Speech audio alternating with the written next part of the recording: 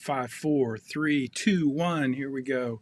Hey there, I'm Jim Munchback, and this is it's 1 April.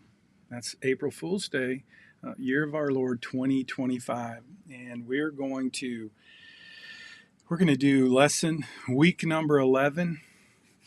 This week is all about tax allocation, or another way to think about it is tax advantaged investing. So that's what we're going to do today. We're going to and let me see if I can play a little music. So I've got a lot of cool things here. Let me get my setup correct. So this is what we're going to go over in this lesson. It's not time to start, so I'm just getting set up at the moment.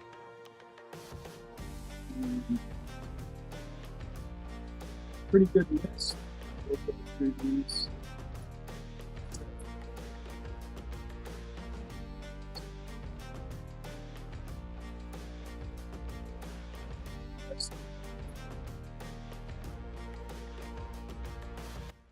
Stop it.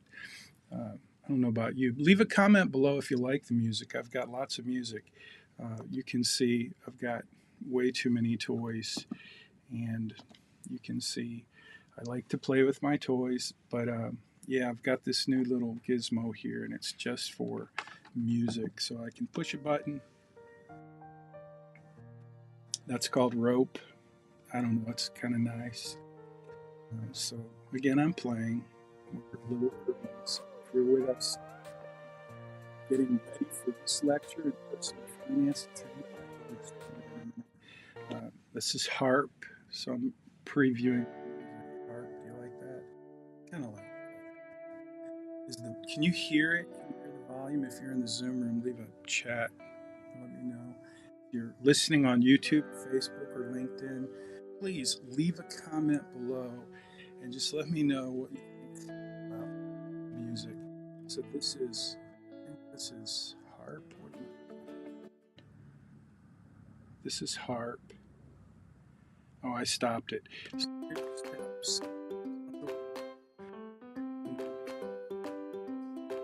Annoying, but I have it. And here's my favorite go-to. It's called, or I call it, corporate. So that's the basic one. So anyway, that's it. That's the studio. That's what we're doing today. Back to still a little early, but just so you know, this video is being posted to our UH playlist. If you want to check it out, it's not going to be in the playlist until after we finish the live stream, because we are streaming live right now. And you'll see a link if you go to the video on YouTube. You'll see a link to this post. This is all the information. And it's got a lot of information you're going to need through the course if you go UH Final 4. So this is what you're going to work on in your financial plan as well. You're going to do a little bit of tax allocation or tax advantaged investing. I think you're going to find this to be hopefully very helpful. It's going to piggyback on what we talked about last week when we talked about the investment strategies. So this is today's lesson: tax allocation, tax advantaged investing. If you're a financial planner or an investment manager, you think of it typically as tax allocation. But basically what we're talking about is types of accounts where you're going to put your money. What account, not what you're going to invest in. That's a different conversation. This week it's all about types of accounts. Now, I don't see any questions at the moment, so I'm going to turn off the music, and I think I'm going to go here and start. Let me get rid of that. So if you look at the ticker below, you'll see we've got kind of all the things that we're going to include. So tax allocation strategies, what did I just do? There we go. So I'm just going to run through these pretty quick.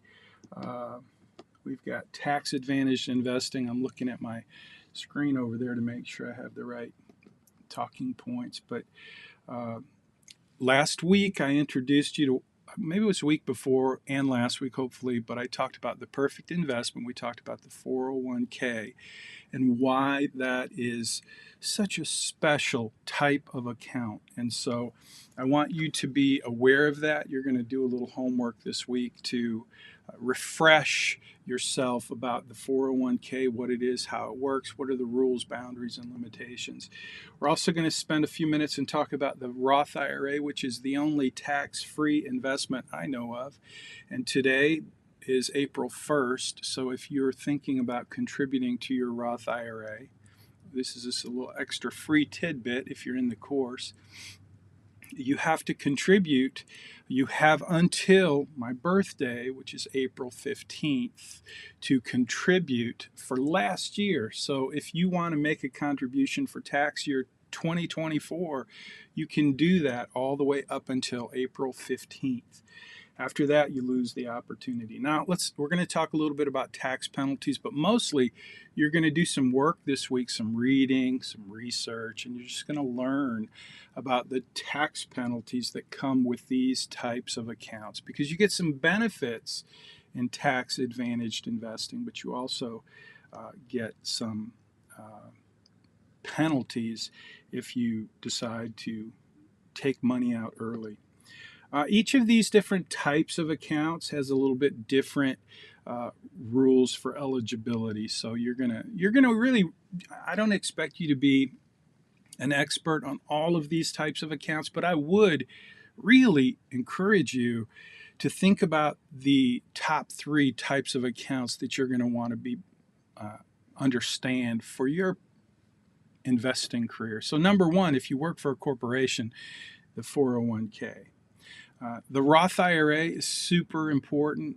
A lot of 401k plans now will allow you to do a Roth 401k or 401k Roth, which is same thing as a Roth, but with higher limits, and it's a great deal. So you're going to want to get familiar with what that is and what are the rules, boundaries, and limitations around that type of account. You want the whole idea of tax allocation and tax advantaged investing is to take advantage of the IRS code. That's the second law of personal finance, the law of tax advantaged investing.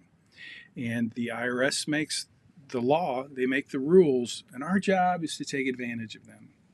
And that's really what this lesson and this lecture and your assignment this week is all about, is to help you see in your financial plan how that impacts the projected returns of your money. Because when you're making a lot of money, as you get into your career, you're going to make more and more money, and you want to have tax deferred, not just for the tax deduction, which we talked about a little bit when we talked about the 401k, but you also want to have the tax deferred growth.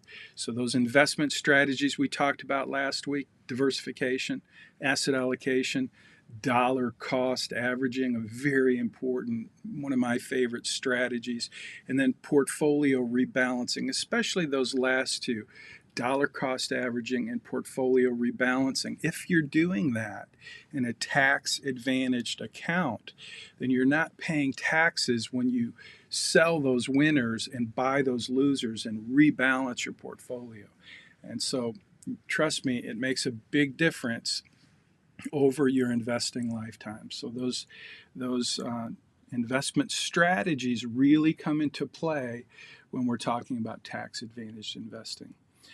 So tax allocation strategies, that's different than asset allocation strategies. And asset allocation strategies, remember, we're talking about allocating your investment assets according to different asset classes. So you mix it up a bit. Remember Farmer Joe who was buying cows? If you're a farmer, you want cows, you want pigs, you want horses, you want hay, alfalfa, soybeans, whatever. That's being diversified so that all of your income isn't coming from one crop or one product, in this case, pigs or cows or chickens. So for you, you don't want all of your portfolio to be in large cap stocks. You don't want it all to be in international stocks. You don't want it to all be in bonds. So that's asset allocation. That's what we did a little bit of last week. And you got to play around with that in your financial plan to see how it moved the needle on your probability of success. So that's what we're going to do today. Let's see. We've also got, we're going to talk about types of accounts. Really, we're going to talk about the 401k a little bit, the IRA a little bit. In fact, let me just do that now. So let me do this. So this should take us to the 401k plan, which we talked about last week. Remember, I call it the perfect investment because if you're working for a company, the company is making a match. I had lunch. No, it wasn't lunch. I just met him at the roller skating rink. One of my dear friends, Adam.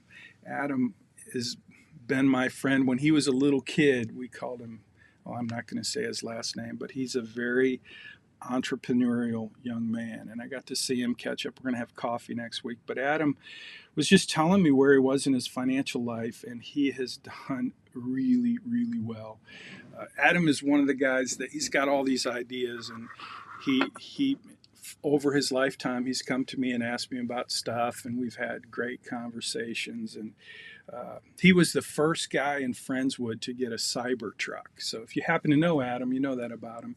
What I didn't know about Adam is that he uses Turo, I think it's Turo, to rent out his vehicles, and he buys Teslas and rents them out, and he gets pretty good income doing that on the side. That's his little side hustle. So we're gonna have coffee, and he's gonna teach me how that works because I have some extra vehicles that I might want to use in that way to produce a little revenue. But my point is that Adam's very entrepreneurial, but he has a job, a corporate job, and he's doing very, very well.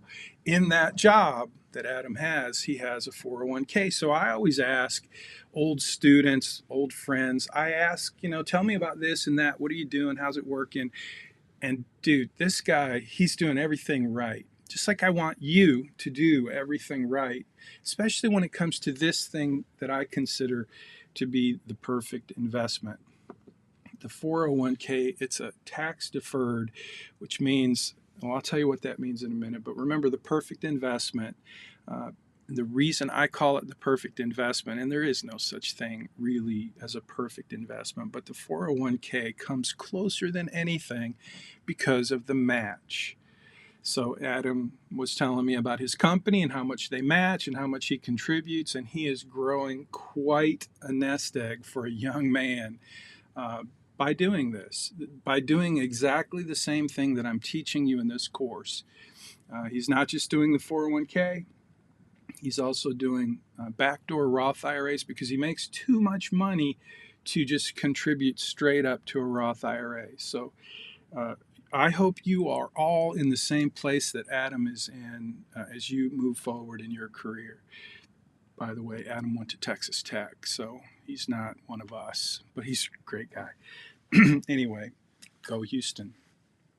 All right, so the 401k plan, I want to just kind of highlight again the reason it's the perfect investment. Number one is you get that match, but number two is you get a tax deduction. So again, I think I used the example, you work at Shell Oil Company, and they have an 8% match. That may not be true today, but at one point it was true. I believe it was. But anyway, we said you made $100,000 a year, which may seem like a lot of money, but when Adam told me how much money he was making, I was just blown away that a young guy his age is making the kind of money he's making working for a large corporation. So anyway, you work for Shell, you make $100,000 a year. You're able to contribute how much? Well, you're going to learn that this week. You're going to do a little review. Maybe check out ChatGTP or Google and just see what are the contribution limits for a 401k this year. And you'll see what that number is. I don't have it on the top of my head. It changes almost every year. but your 401k allows you to contribute to that type of account. And the 401k is a type of account that gives you a tax deduction, and that's the second big beautiful thing about a 401k. Not only do you get the match, but you get the deduction. But you have to decide on day one when you start that job, how much are you going to contribute to your 401k? And you want to do at least as much as they will match. Adam's doing much more than that. And if you're making, the more money you're making, the more of a benefit you get from the second huge thing about a 401k, and that's the tax deduction. So if you make 100 grand and you know that it matches 8%, that's $8,000 that you get to contribute to your 401k and get it matched by your company, which means you put 8 grand in, they put 8 grand in. At the end of the year, you have $16,000 in your 401k account. That's why it's the perfect investment. But the other thing is you get that tax deduction. So you get to deduct $8,000 because that's how much you contributed to your 401k. So that means the IRS looks at your income and they say, you know what, you didn't make $100,000. You only made $92,000 because you were able to deduct that $8,000. And if you contribute more, like my friend Adam is doing, you get to deduct as much as you contribute to your 401k. That's the second big benefit of a 401k that makes it what I consider to be the perfect investment. Okay, and then the third one is that simply in all tax advantaged accounts like a 401k, in this case, it's a tax deferred account. So let me just jump to the next one. IRA tax-deferred. So Adam hasn't worked at just one company since he started working. He's actually worked for 2 companies. So what happens is if you leave a company after a few years, and I would encourage you, never leave a company in the first 3 years because you get vested. Okay, you get vested, which means that match that the company gave you, you don't get to keep that if you only work for the company for 1 year or 2 years. That's a 3-year vesting. So you want to stick around for 3 years. And that's what Adam did. But when he left his first company, it was Coca-Cola, when he left that company, he got to roll over his 401k account into an individual retirement account, IRA. You think that stands for individual retirement account, but technically it stands for individual retirement arrangement. But anyway, the point is that the IRA is tax deferred just like the 401k. And when you have a 401k and you leave the company, then you get to roll over the money that's in your 401k account into an IRA tax deferred account.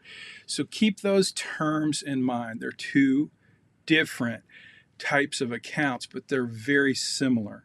The beautiful thing about the 401k is you can put a lot of money in it. An IRA, an individual retirement account or arrangement, you have different limits, and that's what you're going to learn this week. Now, the third one that I want to just talk about is really important. So the Roth IRA, let me get here.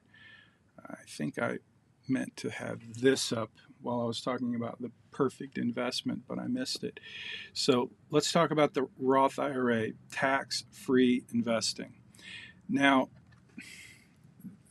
tax advantaged is a category. That's what we're talking about, tax advantaged investing. Remember, it's the second law of personal finance. The IRS makes the rules. Your job is to take advantage of them. So one of the things that the IRS did in 1998 is they introduced this thing called a Roth IRA. And it's something I've been doing every year since 1998. So you get to contribute. I'm not going to tell you what the limit is, how much you can contribute. There is a limit because the IRS always limits good things. And that's what you really want to learn. The big idea of tax advantaged investing is learn what are the rules, boundaries, and limitations. And then to take advantage of it, what you do is you put in as much as you can in terms of the contribution limits. So if you can contribute to a Roth IRA, you want to do that. For most people, you want to do that, and you want to put in how much? As much as you can. The limits change pretty much every other year or so. And your job this week is to figure out how much could you contribute to a Roth IRA. So once you start working and making some money, I want you to contribute to your 401k, and I want you to put as much as you can to at least get the match. But then in addition to that, I want you to contribute to a Roth IRA.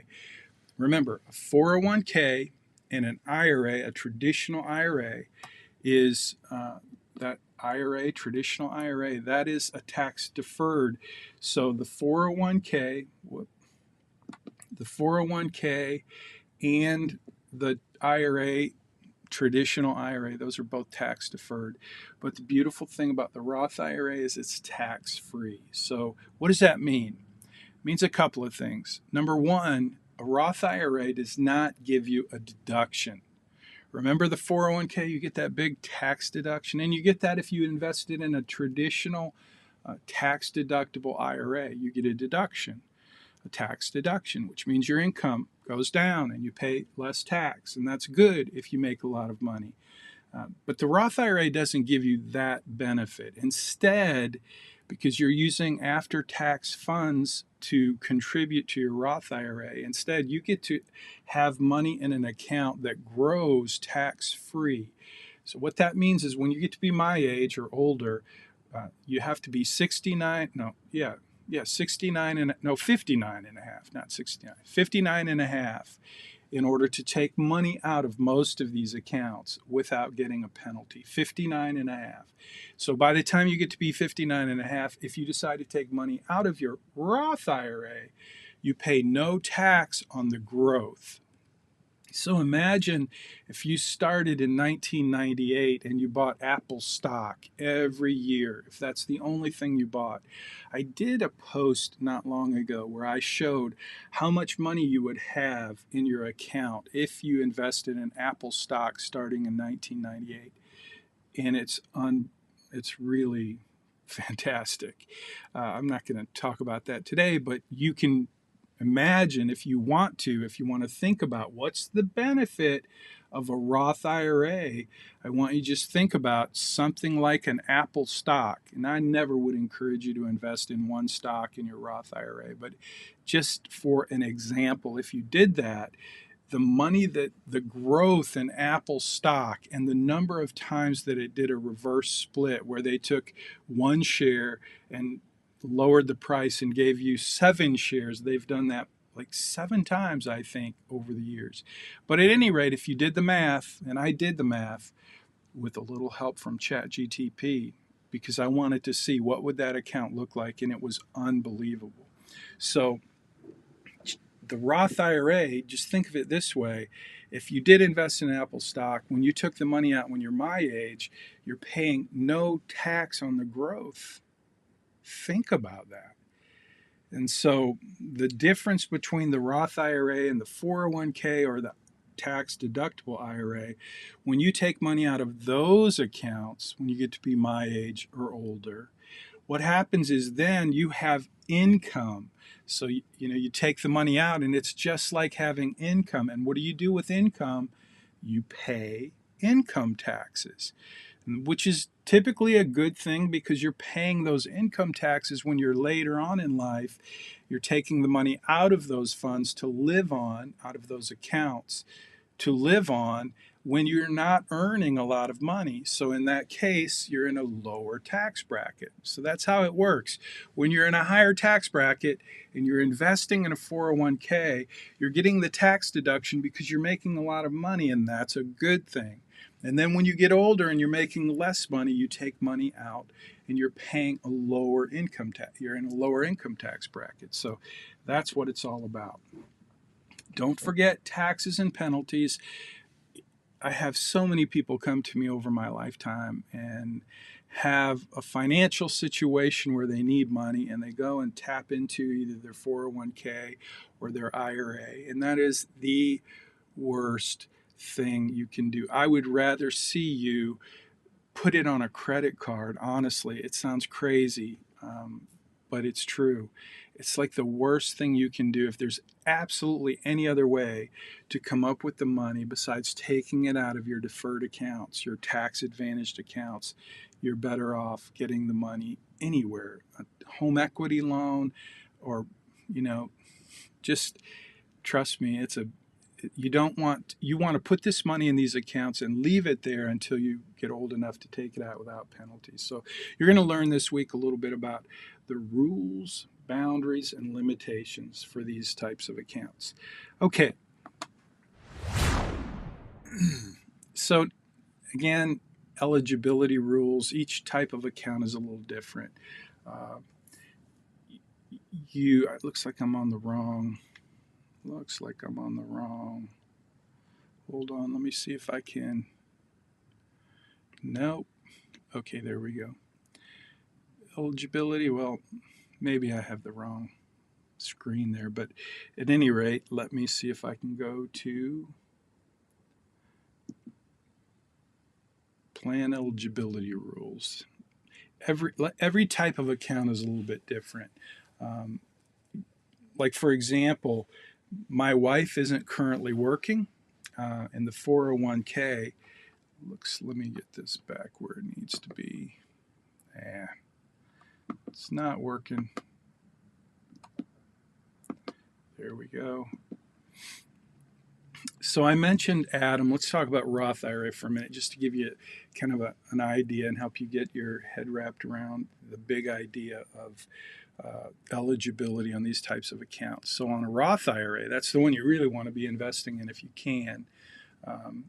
The 401k is pretty straightforward, but if you want to contribute to a Roth IRA, you have limitations for how much money you can make. So if you make $1 million a year, you make too much money to be able to contribute to a Roth IRA. So that's one of the rules, boundaries, limitations. There is another way to do that. It's called a backdoor Roth IRA, which I mentioned. Adam is doing that, and that's a kind of a workaround, and it's a great way to get money into a tax-free account. I'm not going to go into that today, but just so you know, that is available. There's certain age requirements, and some accounts, employment status, like you can't contribute to a 401k if you're not working for that company.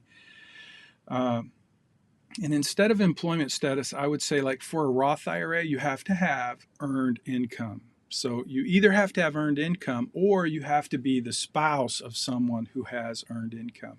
So my wife is a retired teacher. I continue to contribute to my Roth IRA. I'm not retired. And to her Roth IRA, because even though she's retired, she qualifies to be able to contribute to a Roth IRA because I have earned income. So that's one of the rules, boundaries, and limitations. So employment status, you could think of that as earned income. That's a big key thing in these types of accounts, these tax advantage types of accounts. You have to have earned income typically. And again, spousal contribution, my wife qualifies because I have earned income. And there are some special cases for eligibility rules, but we're not going to get into those today. So that's that. Let me see. I think I have tax penalties. I did talk a little bit about tax penalties, early withdrawals. The bottom line is, if you take money out of your IRA early, like if it's 401k IRA, if you just take money out early, like when you're 30 because you have a financial hiccup, if you do that, let me see if I can get here. If you take money out early, you pay a 10% penalty. It's a penalty. It's not just tax, but you pay a 10% penalty plus you pay taxes. So, for example, if you take 20 grand out of your 401k, you're going to pay $2,000 just in penalties. And if you happen to be making a decent income, it's like you earned $20,000 more. So it's a huge cost. It's the reason I say it's the last place you want to try to get money. There are some exceptions to those penalties. But again, I'm not going to get into those today, and you don't need to worry about them either. Just so you know, there are some exceptions, and if you're interested in that, you're welcome to do a little more research. There is some content for you to get familiar with these in Money Study Group, but mostly in your assignment this week, you're going to just do a little research and figure it out. It's easy to do these days to figure out what are the rules, boundaries, and limitations for each type of account. I would go to ChatGTP to start with. You could go to Google. You could ask Siri, but I'm trying to say that quietly because it activates all my devices if I say her name. And the truth is, she is probably the least among all AI agents. Like, really lame. I'm so done with her. I'm not going to say her name. You know why. Okay, so here's another little piece of information you want to know. It's called minimum distribution requirements. And so, again, if you contribute to a 401k, it will generally almost always end up as an IRA. So, when you finally retire, you're going to roll that 401k over into an IRA somewhere like Charles Schwab or Fidelity or E-Trade, wherever you want it to be. And if you're working with an advisor, I work with Charles Schwab, so all of my clients, their money is at Charles Schwab for the most part. And my point is, it goes from a 401k into an IRA, and that is where generally the IRS, they require you to take a minimum amount out of your account. So by the time you get to be 70 and a half, you have to take money out of your account. You can't just let it sit there and grow in a tax-deferred way. Now, that's a big thing for most people because they don't want to pay the taxes. They want it to grow. They want it to go into their estate and, pass it down to their loved ones. But you can't do that with all of it. You have to take minimum required distributions. However, you don't have to do that for Roth IRA. So it's another big benefit of making sure you put some money, allocate some money to a Roth IRA. It's not just tax-free, but there are no minimum required distributions. So there are tax implications on everything you do in these plans, and so that is obviously planning to avoid penalties. I don't remember what I was going to say about planning to avoid penalties, except that if you don't have a plan and you get in a financial pickle, don't make your plan the default of going to one of your tax deferred accounts or tax qualified or tax advantaged accounts. Don't make that your plan. It's like when we started out this semester, we talked about emergency funds. And if you don't have an emergency fund, that's a problem because everything could be an emergency if you don't have an emergency fund. Small things can become real big emergencies financially. But if you have money set aside, then an emergency, it's not really an emergency. It's just something that happens that requires you to dip into your emergency fund. But if you have no emergency fund and you have a hiccup, let's say you get laid off for 3 months, or you get sick and you can't work for 6 months, you have hospital bills, whatever it is, and then you don't have a plan because you didn't put aside money for your emergency fund. Now, what are you going to do? What most people do, the first thing they think of is, hey, I got all this money in my 401k or my IRA. I'll just go borrow it, take it from there. But the problem is, it's bad. It's the worst thing you can do. It's the most expensive way to get money because of the penalties and the taxes. So when I say planning to avoid penalties, I think I remembered what I was supposed to say here, and that is have a plan. Don't make that your plan. Okay, so I think we're moving right along. Let me just see what we have here. I'm going to go to the next. That's the wrong one. Okay. So I'm going to get rid of that. Okay, that's it. Wrong asset classes. That's the wrong one. So let me just go ahead and jump over here, and I'm going to show you. Let me get rid of this. And let me go ahead and put that there. Sorry about that. I'm playing with my buttons again, which I do occasionally. I push these buttons and you get to see everything in the studio here. But anyway, back to my iPad. Now I'm looking at my iPad, and this is the post. Again, I mentioned this at the beginning of this live stream. If you want to see what I'm looking at right now, there's a link right in the description of the video, whether you're watching on YouTube or Facebook or LinkedIn, my favorite social network. By the way, look, we're getting to the end of our semester, and I always try to mention that it is my privilege to connect with you on LinkedIn if you're in my course. I have thousands, probably around 13,000 connections on LinkedIn, which is pretty remarkable to me. I mean, I'm just me. Most of those folks are either students or financial professionals, lots and lots of business owners too. But anyway, I like LinkedIn. It's the only place I really spend any time in social, mostly.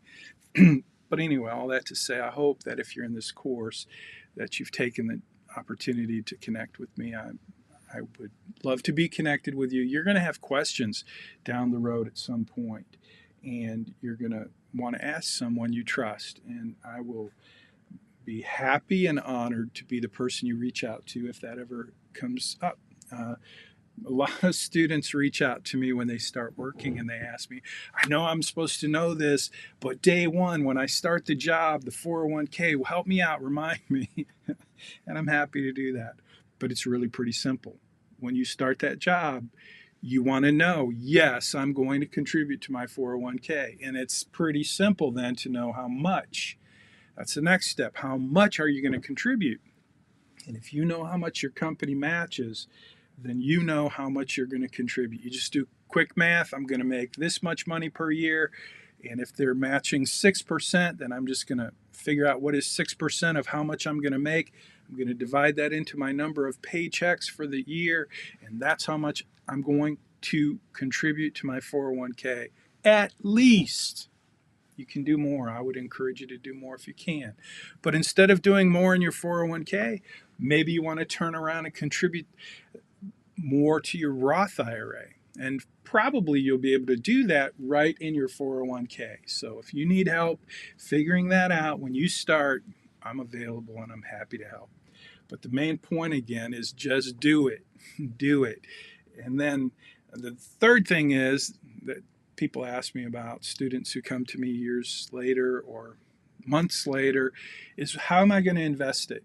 How am I going to invest in my 401k? And that boils down to what are your options. But if you have, usually you have pretty decent options. Some plans have much better options than other plans, but you can only, you got what you got. Whatever your options are in that plan, that's what you have to use. And you want to basically use good asset allocation, large cap U.S. stocks, small cap U.S. stocks, mid cap U.S. stocks, international stocks, bonds. So there's a, again, it depends on what options you have. But those asset classes, the main ones I just mentioned, are going to be available in all plans for sure. Because for that plan to get qualified, it's got to have a good roster of investments for you. So anyway, that is what you'll do next. In your plan this week, you're going to be setting up some accounts. You're going to make sure you have a Roth IRA, a 401k, and a tax-deductible IRA. So those three types of accounts, and that's in your instructions, and that's what you'll see when you go into your assignment this week. You're going to learn about these different types of accounts, and you're going to actually be setting that up in your account. So let's see what else. I'm not going to go all the way through the assignment. That's all there in Canvas for you to do. What I am going to do at this point, though, is I want to talk about tutorials. So let me do this. About this time in the semester, every semester, I start getting questions because we're getting closer to the capstone. And again, I mentioned the capstone many times in the past, but we're getting close. We have assignment number 11, and then, wow, we have 11, 12, and then the capstone. Wow, it's hard to believe we're so close to the end of the semester, but we are. And I have an announcement. Before I get into this week's class collaboration, which I'm going to get into, I'll just tell you right now, heads up, I'll mention this again, but this week's class collaboration is how do I get a tutorial? How do I get Professor Munchback to help me answer questions in my Right Capital financial plan? How do I get his input and his help?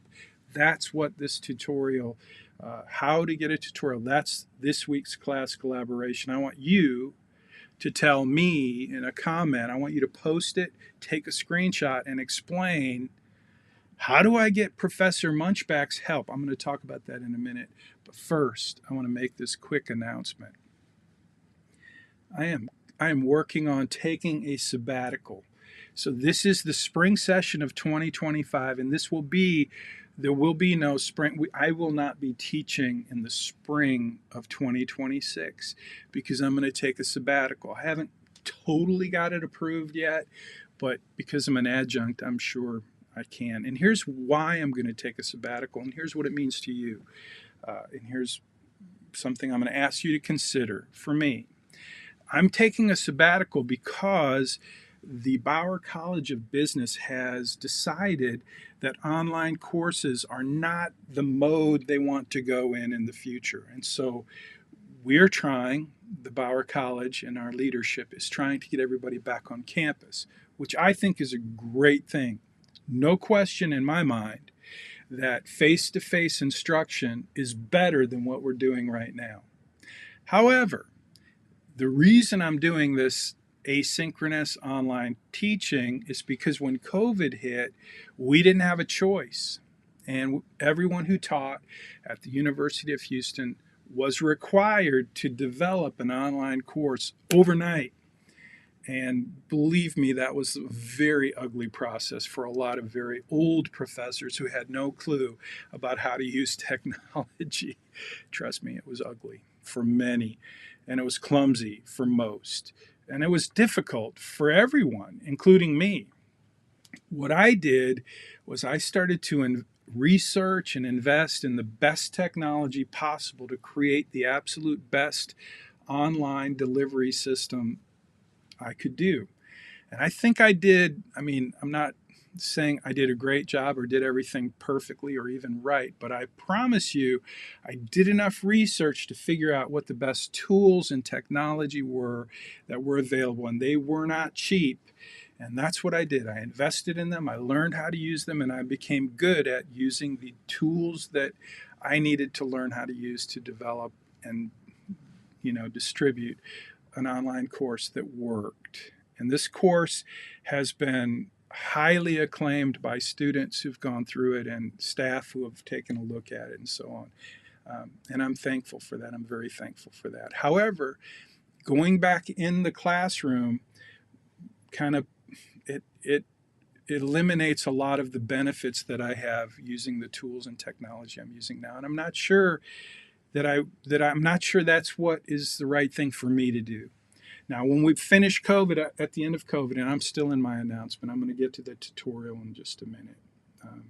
But I just want you to know that I'm taking some time off to rethink about my future as a professor at the University of Houston. And so I wanted to share that with you. And so this is my last spring. I won't be doing it next year because I'm going to take a sabbatical. Now, when we had COVID hit, we had to do this online thing overnight. I did it. I dived right in. I got to where it was pretty effective. And then we tried to get everybody back on campus. And so I came back on campus and started teaching on campus. And when I did that, that semester was like a test drive for me. And I sat in class, I had 100 students, and I gave them the choice. Come to class, or you can watch the live stream. So I would live stream while I was in class, and what happened was, and the whole point of that semester for me was I wanted to give my students an option. I wanted to give them the opportunity to vote, and they voted with their booties, which meant the classroom was empty. There were no butts in the seat. There were no faces there. I was teaching to an empty room, not empty, but 2, 3, 4, 5 students out of 100 would show up. And I got the message loud and clear that my students, the students who I engaged with, at least during that semester, were voting for asynchronous, online, on-demand courses. Many colleges do that, and that's a preferred way to do courses for some students. I don't know about you, so I want you to share that with me, either in a text message, email, a comment, screenshot. You can post that in Money Study Group or in the comments to this video. I'm just curious, how do you feel about that? Frankly, I'm just not all that excited about traffic, and I'm not all that excited about parking on campus, and I'm not all that excited about sitting in a classroom with students who would rather be somewhere else. I'm just not sure that that's the right thing for me. Although I have no doubt that in-person instruction is better. This course is a little different. We use a lot of technology. We're working on the financial plan. You're using right capital. So what's the right answer? I don't know. But I promised my leadership I would think about coming back on campus. And I am thinking about that because I love teaching.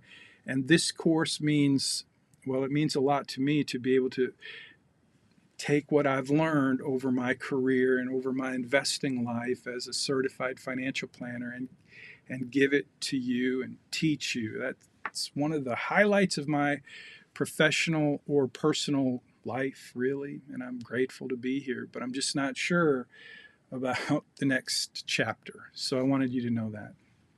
Okay, back to, so I'm going to take a sabbatical. I'm going to take a whole year and think about it, and I'm going to be asking a lot of students to share their perspective as I think about it. So please, if we're not connected on LinkedIn, let's get connected and leave a comment in this video. Just, you have my text, you have my mobile number, so text me if you want to just share your thoughts on that. I know I asked you earlier in the semester about your preference for online courses versus in person, and I appreciated your input, but I want to give you another chance to just kind of give me some feedback and help me make my big life decision. Okay, now to the capstone tutorial, and this will be we'll wrap it up here. So every semester we use some type of tool. This semester we're using GroupMe, which is number one. The number one survey response is GroupMe. Students like GroupMe. It's a way for you to ask common questions. Typically, most of those questions have been covered in the Zoom meetings and the weekly live streams. But maybe you missed it, maybe you weren't paying attention, maybe you were watching me on double speed, which is what I would do if I were watching it on YouTube or LinkedIn or Facebook or Twitter, X. I would hit the double time and watch my professor as quickly as I can, because I know you can listen a lot faster than I can talk. But regardless, you have a question, it's not a question that is appropriate for you to text to your professor, but it's totally appropriate for you to ask your cohort. And so that's why we have GroupMe, for you to ask those questions that are common questions. I do not monitor the GroupMe. I set it up for you, and then I ask you at the beginning of the semester to let me know. Text me, email me, call me, whatever, if you have a question that's not getting answered in GroupMe. But every semester, over and over, I get questions from students who clearly are not watching the live streams, and they're waiting till the last minute to do their assignment, and then texting me at 1 o'clock in the morning asking for help. And I'm not willing to do that. So what I am willing to do, what I do want to do, you guys sometimes have some great questions that go a little deeper than what you're going to get from GroupMe. So in those cases, if you have questions and you've been working on your financial plan and you're not sure how to get the needle to move, or why you have such a massive number for your debt strategies when you did your credit crush, and you have these questions that you're thinking may impact your capstone score, I want to help you, and I'm happy to help you. But this is what you're required to do if you want my help. And it's basically pretty simple. And this is what I want. This is this week's class collaboration. It's a secret, so don't tell anybody. Just give me your answers and take a screenshot and tell me, how can you get Professor Munchback to give you all the answers to help you fix your financial plan? I will do that. But here's what I want from you. I want you to send me an email, not a text message. You can text me to make sure I got the email if you want. Text is the quickest, easiest way to get my attention. But I need an email from you with, just like, think of it as an extra assignment for you. I want you to put together a PDF document that says, here's my questions, here's what I'm working on. Next, I want to see screenshots of your plan. Show me the problem you're having. Give me a screenshot. And then show me, what have you done to try to figure that out? Where have you looked? What have you checked? And then just give me your questions. I'm trying to get my probability of success to go from 0 to something more, and I can't figure out how to do that. Or whatever your question is, just give me the screenshots. Tell me your question. Tell me what you've done to try to figure it out. And then finally, this is important, give me permission to use your plan and to do a tutorial. I'll do a tutorial video using your plan with your questions, and we will let the cohort have access to that tutorial so that other students who have the same question you have, or the same questions you have, get the benefit of me answering that question. So that's the deal. I'm happy to give you a tutorial and answer all your questions. But that's what I want from you in return. I want your permission to use that to share with other students who may have the same question. And if that's not cool, if you don't want to do that, no problem. But frankly, I'm not going to do your homework for you. But I will be happy to do tutorials for you, because that benefits the entire course, the cohort, and I want to do that. So that's the protocol. So don't send me, please, don't send me questions that you haven't run through GroupMe. And if you run it through GroupMe and you're not sure, like if you're not getting answers because nobody's responding, that's one thing. That may mean you have a really dumb question that you should have figured out. I wouldn't answer dumb questions, and I get some dumb questions. Mostly, though, if you ask a question in GroupMe, and it's not a dumb question, it's a good question, and students in GroupMe say, hey, that's a good question, or I don't know the answer, I don't know, I had the same problem. If you get that response in GroupMe, please let me know, and I will jump in and get you an answer, and I'll give it to you so you can share it with GroupMe. In GroupMe. So that's kind of the protocol. So far it's worked. Over the years it's worked pretty well. If it's not working, please let me know, but that's how it works. And that's this week's secret class collaboration question, is how can you get Professor Munchback to answer your questions and give you all the answers you need to get 200 points on your capstone assignment. It's called a capstone tutorial. And I'll go through your plan, and I will make sure that you get all of your questions answered. All I ask in return is that you let me share that with the cohort so that other students who have the same question can get their questions answered. And if it's a super easy question, it'll be a very short tutorial, but I'll share it right here on the weekly Zoom meeting. I'll send it to you so you can get it as soon as it's done, but then I'll probably run it on the next week's live stream. So or maybe I'll just post it in the playlist. That's what I'll do. I'll post it in the playlist, and then I'll mention that I did that in the next live stream. So that's going to do it for today. I hope you have a great April Fool's Day. Go Houston. Looking forward to the game. And that's going to do it. So I'm going to end now, and I look forward to seeing your assignments. And next week, I'll review some, kind of wrap things up in the semester as far as points, how many points you need to get what grade. I'll go over that. Most of you are doing great. A few of you are a little behind, but most of you have taken advantage of the early assignments, and that's starting to pay off big time.